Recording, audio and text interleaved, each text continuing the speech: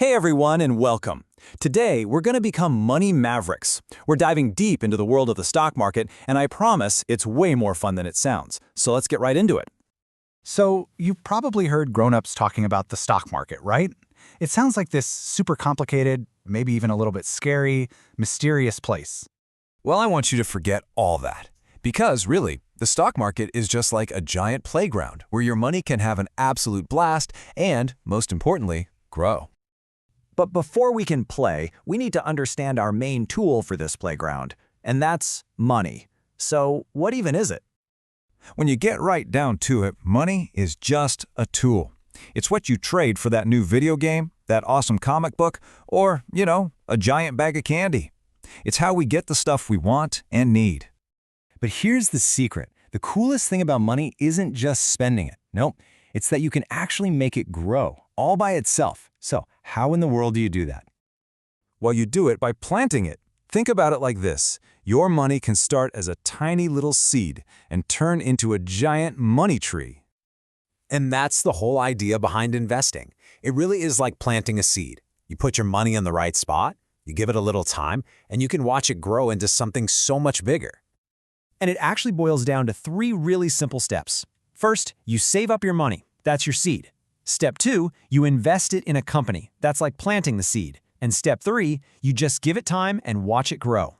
So where does all this magic happen? Where's this giant financial garden we're talking about? That's right, it's the stock market. It's the special place where you plant all those money seeds.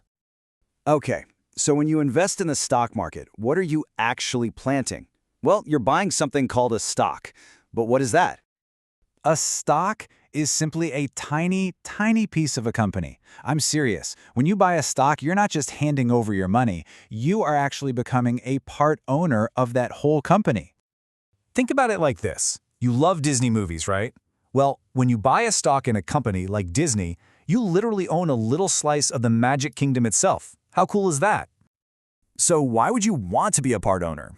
Well, for starters, you own a piece of a company you already love, and you're helping them invent cool new things. Plus, as they get more successful, your little piece can become way more valuable. And on top of all that, you can even earn special rewards.